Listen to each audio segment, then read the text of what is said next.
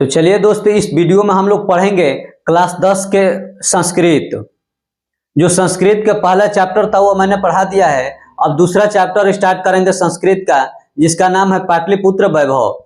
मैंने पाटलिपुत्र के वैभव के बारे में पढ़ेंगे और देखेंगे कि इसमें क्या क्या है, उसका संस्कृत और अर्थ दोनों जानेंगे। ठीक है, और अगले वीडियो में आएंगे तो हम क्वेश्चन आंसर भी करवा देंगे। चलिए आइए मेरे साथ और देखिए इसका अर्थ क्या क्या है। थोड़ा सा इसको हम जूम कर लेते हैं। चलिए ध्यान से देखते रहिएगा वीडियो। देखिए क्लास 10, ये बिहार बोर्ड का है, क्लास 10। और देखिए इसमें क्या लिखा हुआ है, पाटलिपुत्र, पाटलिपुत्र वैभव, माने पाटलिपुत्र का वैभव, पाटलिपुत्र का वैभव। अब आगे क्या लिखा है, बिहार राज्यस्य राजधानी नगर पाटलिपुत्रम सर्वेषु कालेषु महत्वधारायतः अस्य इतिहासः सार्धसहस्र वयं वर्ष परिमितः वर्तते। अत्र धार्मिक क्षेत्रम, राजनीति क्षेत्रम, उद्योग क्षेत्रम च विशेषण ध्यान आकर्षकम। अब इसका हिंदी यहाँ पर लिख दिया हूं, जरा देख लीजिए। क्या है कि बिहार राज्य की राजधानी पटना शहर सभी समयों में महत्वशाली रहा है। बिहार राज्य की राजधानी पटना शहर सभी समयों में महत्वशाली रहा है। इसका इतिहास जो है, इसका इतिहास 2500 माने 250 वर्षों का है। यहाँ धार्मिक स्थान, राजनीतिक स्थान और औद्योगिक स्थान विशेष रूप से आकर्षक हैं। बात समझे? देखिए ये स्क्रीनशॉट भी ले सकते हैं, चाहे अपने कॉपी में भी लिख सकते हैं। ये ऊपर संस्कृत हो गया और नीचे उसका हिंदी हो गया। ये आपको परीक्षा में लिखने में बहुत ही आसान होगा। ये ऑब्जेक्टिव क्वेश्चन आ सकता है आपको कि पाटलिपुत्र का इतिहास कितना वर्ष पुराना है, तो कहिएगा कि 2500 वर्ष पुराना है। ठीक ना। अब आगे चलिए देखते हैं कि और आगे क्या है इसमें। आगे संस्कृत लिखा हुआ है, वैदेशिका यात्रिण मेगास्थनीच फहियान वेनसंग एत्सिंग प्रभर्त्य पाटलिपुत्रस्य वर्णम स्व संस्मरण ग्रंथेषु चक्रम पाठे आस्मिन् पाटलिपुत्र वैभवस्य सामान्यः परिचयो वर्तते। अब इसका हम लोग हिंदी देख लेते हैं क्या है। थोड़ा सा हम लोग जूम कर लेते हैं, उसके बाद इसका हिंदी लिख दिया यहाँ पर। देख लीजिए कि विदेशी यात्री मेगास्थनीज फहियान वेनसांग तथा इत्सिंग आदि ने पटना का वर्णन अपने अपने ग्रंथों में किया है। क्या कह रहे हैं कि विदेशी यात्री मेगास्थनीज फहियान वेनसांग तथा इत्सिंग आदि ने पटना का वर्णन अपने अपने ग्रंथों में किया है। एक बार इसका हम फिर संस्कृत देखते हैं क्या है। एक बार पुनः देखते हैं, वैदेशिका यात्रिण मेगास्थनीज फहियान हिवेनसांग एत्सिंग प्रवृत्तयः पाटलिपुत्रस्य वर्णम स्व संस्मरणे ग्रंथेषु चक्रः पाठे अस्मिन् पाटलिपुत्र वैभवस्य सामान्यः परिचयो वर्तते है। कह रहे हैं कि विदेशी यात्री मेगास्थनीज फहियान वेनसांग इत्सिंग ये पाटलिपुत्र को क्या किए हैं, ये पाटलिपुत्र का वर्णन अपने अपने ग्रंथों में किए हैं। बात समझ गए? चलिए इसका हिंदी देख लीजिए यहाँ पर।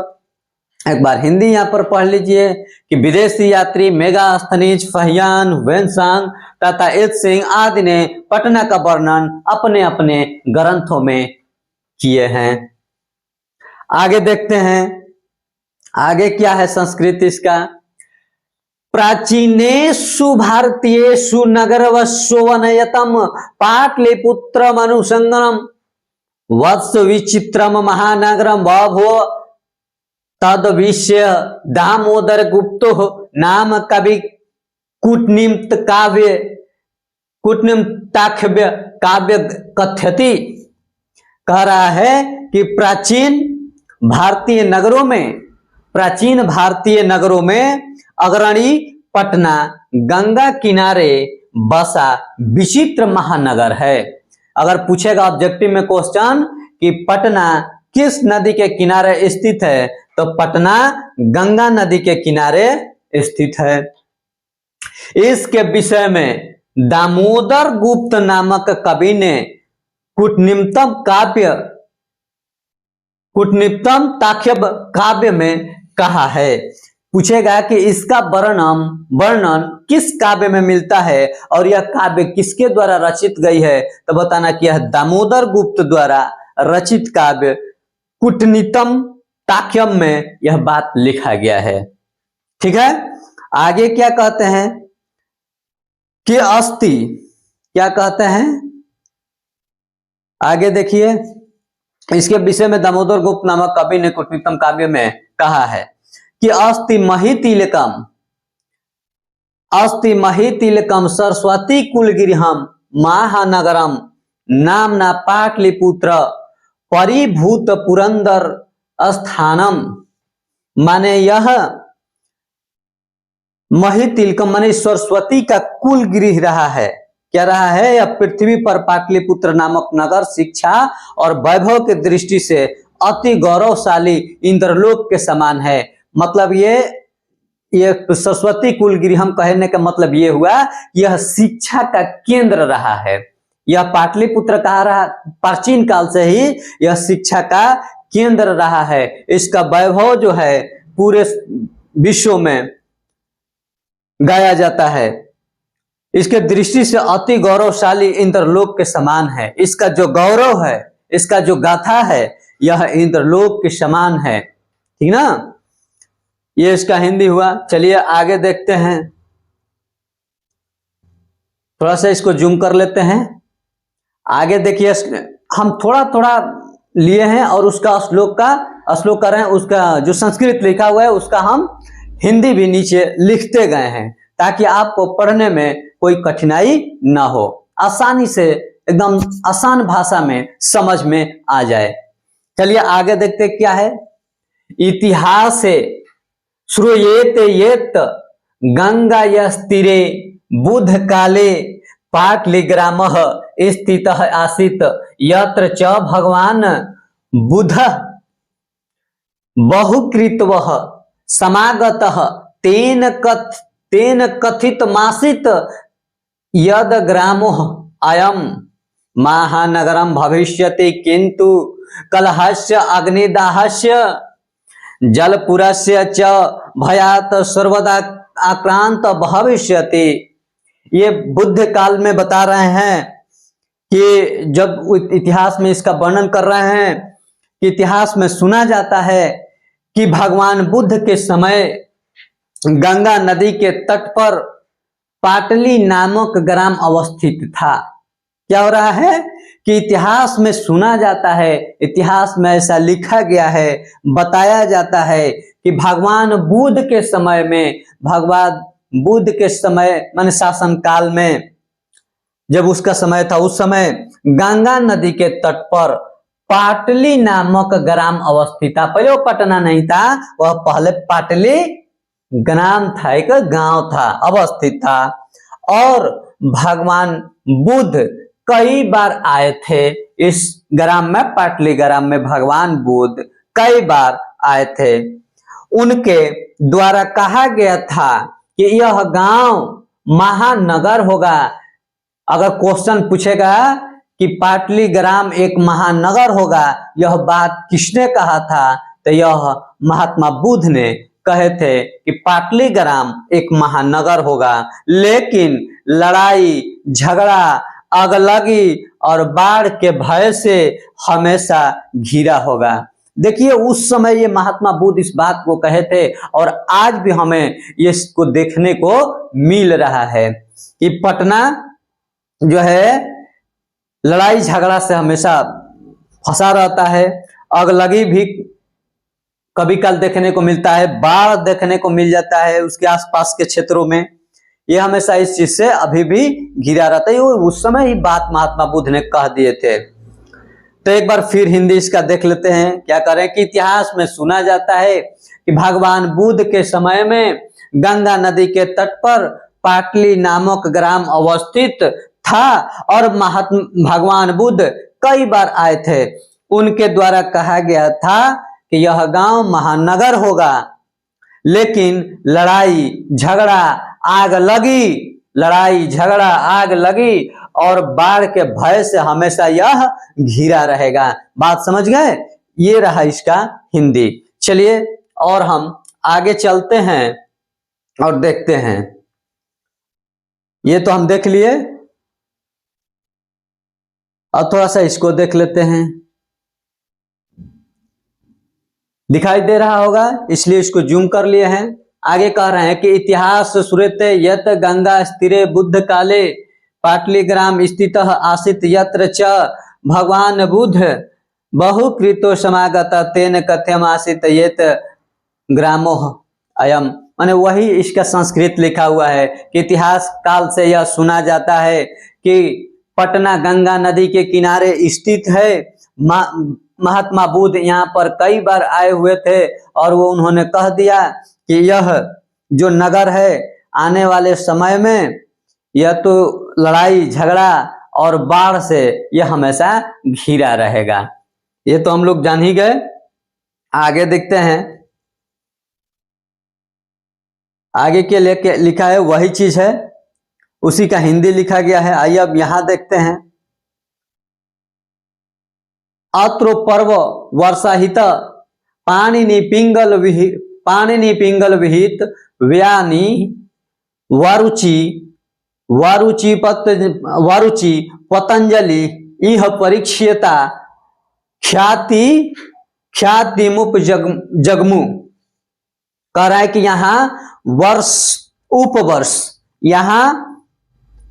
उपवर्ष पाणिनि पिंगल व्याधि वरुचि पतंजलि आदि लोगों ने ज्ञान का विस्तार किया और ख्याति पाई। यहाँ कौन कौन विस्तार किए? तो देखिए यहाँ वर्ष उपवर्ष पाणिनि पिंगल व्याधि वरुचि पतंजलि आदि लोगों ने ज्ञान का विस्तार किया और ख्याति पाई। ये रहा इसका। अब आगे देखते हैं इसमें क्या है। ये समझ में आ गया होगा आपको। चलिए हम आगे चलते हैं, आगे देखते हैं क्या है। थोड़ा सा जूम कर लेते हैं इसको, आपको दिखाई दे रहा होगा। कतिपयेषु प्राचीन संस्कृत ग्रंथेषु पुराणेषु पाटलिपुत्रस्य नात्नान्तरम पुष्पुरम कुसुमपुरम वा प्राप्यते अनेन ज्ञायते यत् नगरस्य समीपे पुष्पाणां बहुतोपादनाम भवति स्म। क्या कर रहे हैं कि कुछ प्राचीन ग्रंथों तथा पुराणों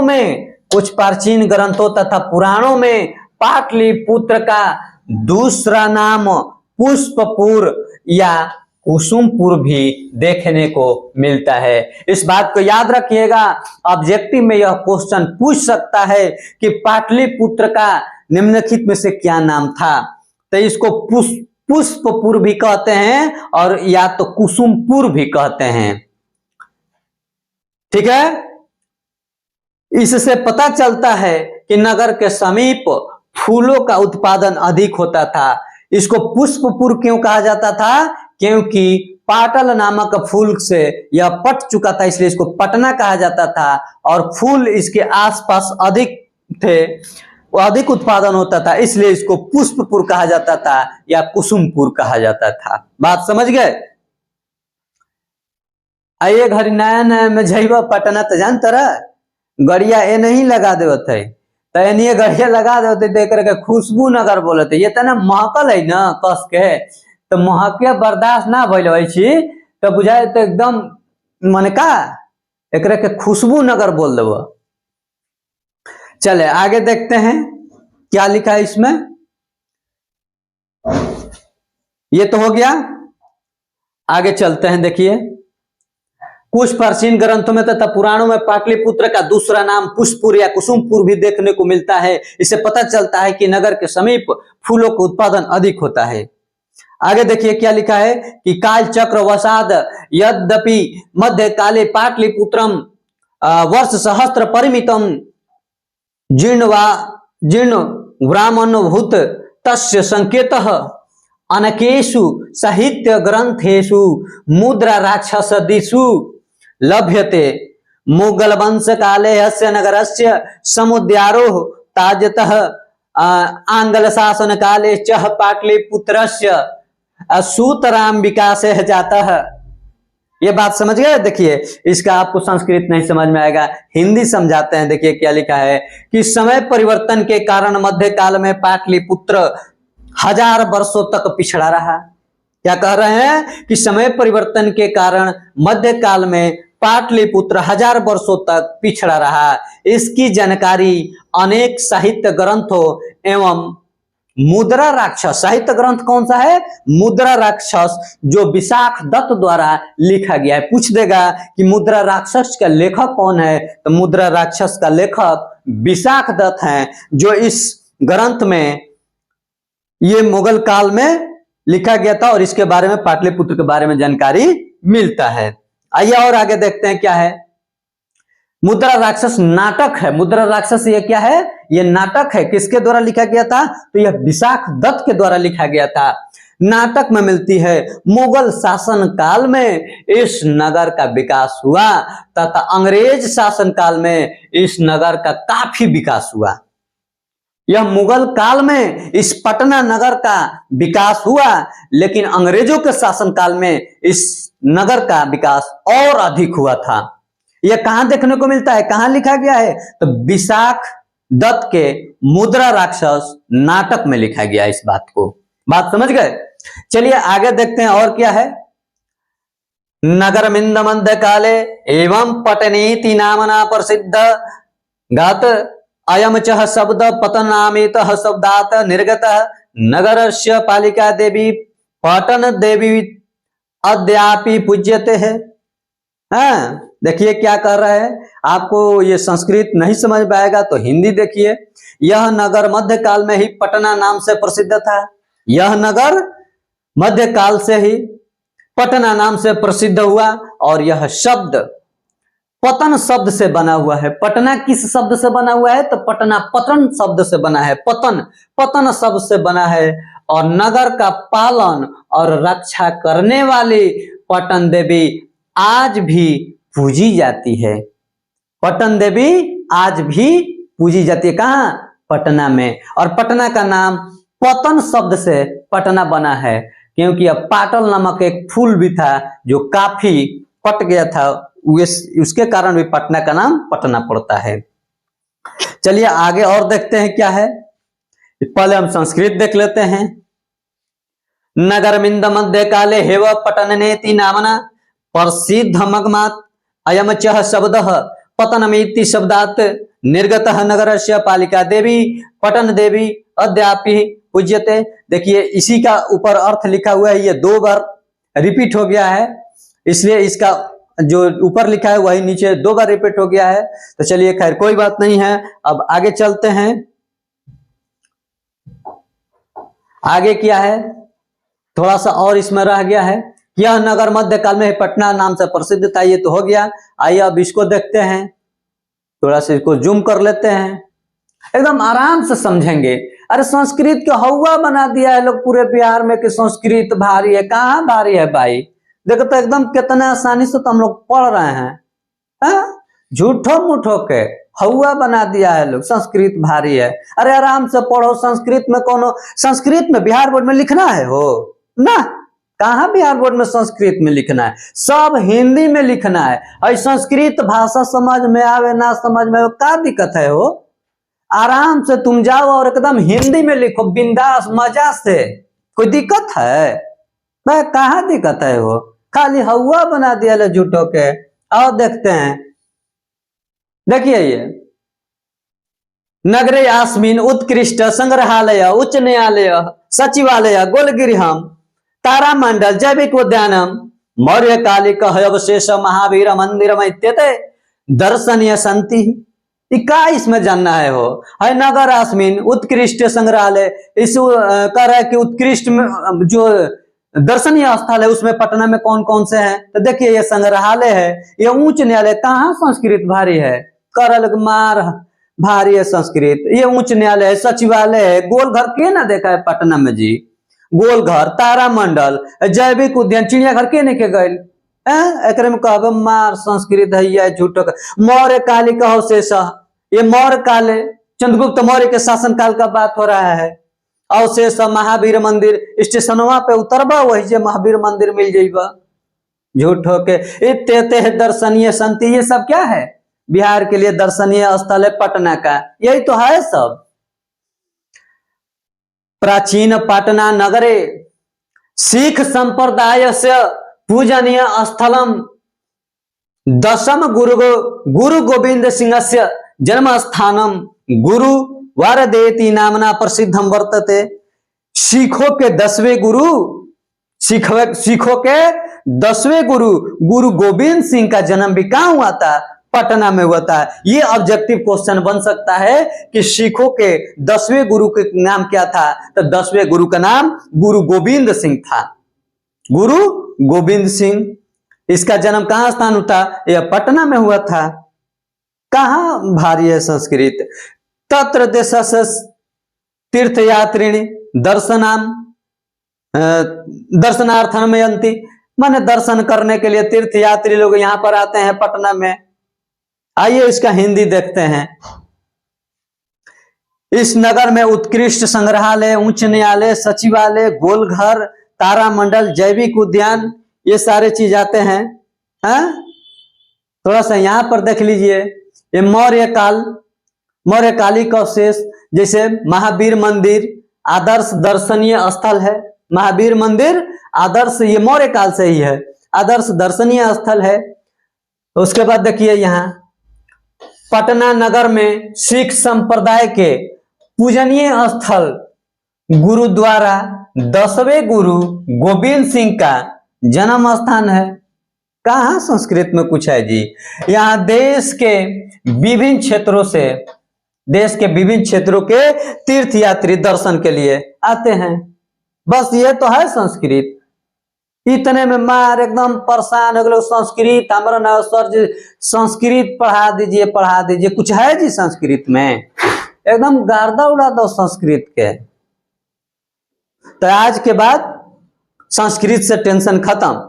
बस इस चैनल को बीआरएस स्टडी यूट्यूब चैनल को सब्सक्राइब कर लीजिए और बेल आइकन को प्रेस कर लीजिए, ताकि और आने वाले जो इसका क्वेश्चन आंसर वाला वीडियो है सबसे पहले आप तक पहुंचे। चलिए तो मिलते हैं अगले वीडियो में, तब तक के लिए धन्यवाद।